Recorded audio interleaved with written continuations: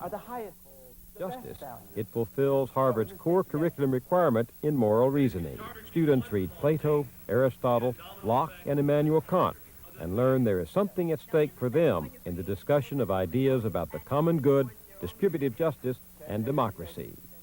Michael Sandel earned his Ph.D. at Oxford in England, and while there began writing his book, Liberalism and the Limits of Justice. In this and other writings, Sandel is concerned with the civic challenge of our times, self-government. What are the chief questions you think, from your perspective as a political philosopher, that we will be asking, we should be asking, as we move now toward the 21st century? Well, I think the first question that we should ask is self-government possible under modern conditions? And if so, what do we need to do to revitalize it? And I don't think that the answer to either of those questions is obvious. Is it possible? Is self-government even possible under modern conditions? Well, we know that a certain kind of minimal, not very demanding democracy is possible. You vote for whomever you can identify on the ballot. Right. We vote in elections. And I think there's a widespread sense that individually and collectively we're less in control of the forces that govern our lives. And this notwithstanding the fact that individual rights and entitlements have actually expanded in recent years. I think people have a sense that something has gone wrong with the enterprise of self-government, that in virtue of power being located in distant places, in the bureaucratic state or in the corporate economy, people sense that they aren't really in control of their lives, individually or collectively, that the enterprise of self-government is somehow impoverished. You've said that we're facing a world that we can neither summon nor command, in our individual lives as well as collectively. Yes, I think that the present generation was weaned on unrivaled American power in the world and unprecedented growth in the domestic economy. And I think it comes as a source of great frustration that suddenly we no longer seem to be the masters of our collective life or our individual life in the way that we had come to expect. That old notion in American mythology that the individual matters, that I can signify that I'm a part of this democratic enterprise, that I am a self-governing individual in a self-governing political culture. Yes, it's the individual matters, and he or she matters partly insofar as he or she is a citizen, a member of a political community in whose fate and about whose destiny the citizen has some meaningful say. I had an interesting experience after reading one of your essays in which you talked about how when Tocqueville came here, he marveled at the town meetings, and he said the town meetings are to liberty what primary schools are to science. They bring it within the people's reach. After I finished that article, I picked up the New York Times, and there was a major story about how the last town meeting in New England was being put away, put to rest, closed down for good. And I thought, what takes its place? Well, I think that's the question that our politics should be addressing. I don't have a quick answer to it, but I think part of the difficulty with the reigning political agenda is that it's in search of a public philosophy that isn't readily available, that we can't just take for granted. And a starting place for debating and arriving at a public philosophy would be to raise the question you've just raised about what are the institutions of self-government and what are the forms of political association that could provide for meaningful self-government and political participation. I don't think we have an answer to that question. The problem is our political debate hasn't even been raising it as a question. In the little village where I live, a major American corporation recently was sold itself to a German corporation. One of the first things that German corporation did was to put up for sale a prized piece of historic and beautiful ground that is now threatened by development. And we really don't know how to fight that because we don't know where our enemy is. They're somewhere east of the Rhine. Yes, yes. And what the conservatives who argue for local community control miss is just this kind of case, that communities are undone and unraveled at least as much, by capital flight and by the structure of the corporate economy as they are by distant judges and bureaucrats in Washington. And what does that do to the public philosophy, which is your chief concern? What impact does that have? Well, for there to be genuine self-government, it's not enough simply that people vote, that they go into voting places every 4 years or every 2 years and vote for this candidate over that, for this party over that. It's necessary that they identify with some political community that actually can exercise some meaningful control over its own destiny. This goes back in the history of political thought to Aristotle's idea that what it meant to have a polis and to be a citizen of a polis wasn't just to vote, wasn't just to secure one's own self-interest, but to share in public rule and common things. And that presupposes that there be cities or states or political communities that are in effective control of the forces that govern their lives. And those are largely gone today. I mean, with the suburbs overlapping, with the metroplex now is the description for the urban areas. Yes. One works in Manhattan and commutes 2 hours to Mount Kisco or someplace like that. That's right. And the nation-state itself, which for most of this century has been the primary form of political association, is under siege from two directions at once. From one direction, it's not big enough, it's not strong enough really to govern the economic forces that play such a part in modern economic life. But from the other direction, it's too big, the nation-state seems too big, really to command the allegiance and the conviction and the sense of identity that traditionally has gone with self-government and political community. And so what we're finding are people trying to give expression to public identities at levels smaller than the nation-state, ethnic, regional, national, linguistic identities. It's true in Europe, and I think it's also true in North America. Expound on that a little bit more. In what way? What form does this take? Well, I think the moral majority made very much this point. It sensed, and it spoke to a sense. There was a certain emptiness in American public life, that American public life was not a place where people could address larger questions of meaning. Mm-hmm. The impulse, it seems to me, was authentic and admirable to try to achieve within public life a way of expressing larger concerns, moral meanings, and a shared identity. What was wrong with the moral majority is not that it tried to bring morality and religion into the public realm, but that it tried to impose a narrow, cramped vision of morality and religion. But what's apparent to me is that if we're not going to get a new sense of our public life from the militant moralism of the fundamentalist right, we're also not going to get it from the militant secularism of the modern state. I think that's true, and I think that what makes that the moral of the story of the moral majority of the fundamentalist right is not, here after all is another lesson, we have to banish religion and morality from public life, which was very much the impulse, the reflexive impulse of many mainstream politicians. The better response would be not to flee moral argument in politics, but to engage it, to make it better, to offer a richer, more pluralistic, more democratic moral vision, drawing in some cases on religious traditions and on religious arguments. What do you think is the moral base of this pluralism we Americans aspire? Is there a moral base beyond simply my respect for your differences and your respect for mine? Tolerance? Well, I think there are two philosophic grounds for pluralism. One of them, to my mind, more compelling than the other. One philosophic ground for pluralism is it's a fact of our life. We're never going to persuade people. We have different conceptions of the good life. So let's just try to accommodate and put up with the diversity that's hopelessly with us. A second philosophical ground for pluralism is to appreciate the distinctive goods that these different ways of life represent.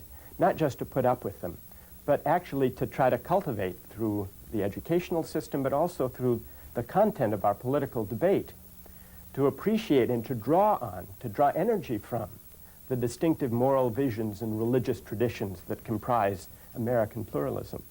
Well, I agree with that, but you're running right into the buzzsaw of reality. Let's just take two examples, abortion and homosexuality. abortion. The state says it's the woman's right to choose. And in taking that position, isn't the state in effect saying that for those women who choose it, abortion is a good? Well, not necessarily approving it as a moral good, but at least saying that it's morally permissible, which is to reject, to say that abortion is morally permissible is to reject the position of the Catholic Church, for example, which says it isn't.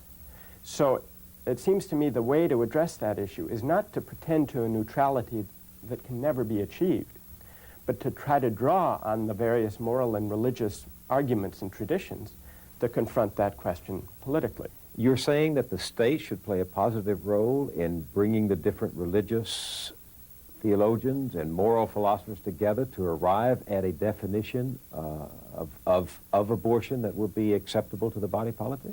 Well, yes, ideally. In the first instance, at the level of the Supreme Court, I think that it's disingenuous of judges trying to decide this question to deny that they have to confront the moral and religious questions that arise. And politically, yes, I think the debate would be informed and enriched and perhaps made more politically manageable if we were to explicitly admit into political discourse the competing moral and religious views rather than to try to set them aside. Isn't that what the court did when it said that abortion is permissible in the first trimester of life? It was saying, in effect, that abortion is morally permissible during that period of time, and after the first trimester, it's not morally permissible. So the Supreme Court, as one arm of the government, was in fact doing what you have suggested. Well, they were doing what I've suggested in that they were taking a moral stand in that respect. But what they weren't doing was being explicit that they were taking a moral stand, that in deciding the question of abortion, they were unavoidably making a judgment that was consistent with some moral and religious views and inconsistent with others. But isn't that the necessary strain of a democratic state, that you cannot choose between the Catholic position on abortion and the congregational position on abortion? Can you expect the Supreme Court to do that? The question is whether the Supreme Court can do otherwise. And so it seems to me the question is how explicit, to what extent should the Supreme Court acknowledge what it can't avoid doing, namely making decisions about law that presuppose some answer to the moral and religious question. Let me give you an example that's far removed from the abortion case, and that for most people cuts the other way. Back in 1858, the Lincoln-Douglas debates, there was a case, there too was a debate about to what extent moral judgment should play a part in political decisions. It wasn't a judicial case, but it was a political debate between Lincoln and Douglas. And Douglas's position was precisely parallel to the position of those who today say, let's keep moral and religious convictions out of political debate. He said, let's not take a stand on the morality of slavery. Let's just leave that to the territories to decide for themselves. Lincoln said, that's wrong. You can't set aside moral questions from political questions. Slavery should be treated as the moral wrong it is, and so, though he wasn't an abolitionist, Lincoln argued it should be banned from the territories. And the parallel today is? Well, the parallel is that people who argue for the woman's right to choose want also to say that they're not making any moral judgment, that the state shouldn't make any moral judgment at all. I'm sympathetic to their actual position, but I disagree that you can really defend that position without acknowledging that you are taking a stand in a moral and religious controversy. So in that respect, I think Lincoln's position in his debate with Douglas, that morality has to play a part in politics, actually argues for those who would say the abortion question can't be separated from the moral and religious controversy that surrounds it. You're certainly arguing that the state shouldn't be neutral on these issues. No, I don't think the state can be or should be neutral. On moral issues. On moral issues. I think that public life is itself a kind of, at its best, public life is a kind of education, of civic education. And the relevant education for the questions we've been discussing, of toleration and pluralism, is an education in the appreciation of distinctive ways of life. The content of the pluralism, not just the fact of it, is something that our public life should address and appreciate. Why did you say that in recent years liberalism has faltered because of its failure to argue for a vision of the common good? Why has that happened? I think partly it's for laudable reasons. After all, liberalism from the time of the New Deal to our time has been combating some genuine and seemingly intractable ills. One of them is racism. And in fighting the civil rights battles, local autonomy, local control was often a code word for racism and prejudice. And so liberals, rightly, wanted to argue for rights that would be the rights of all American citizens and appeal to the federal government, not only in the case of racial questions, but also as the list of rights, social and economic rights, expand. If I have a right to something, say if I have a right to free speech, it can't be one thing in New York and another thing in Alabama. But what happens when what counts as a right is enlarged beyond legal and political rights, right to a trial by jury, say, to social and economic rights, to a minimum income, for example, or a minimum level of education for my children? Well, the more rights expand, the greater is the tendency to provide them at the most comprehensive level of political association, which for us has meant the nation. But that has the effect of in a good cause, nonetheless has the effect of draining political importance from smaller forms of political association. So I think that's one reason that contemporary liberals have not been as alive as they might be to the importance to self-government of local communities and particular attachments.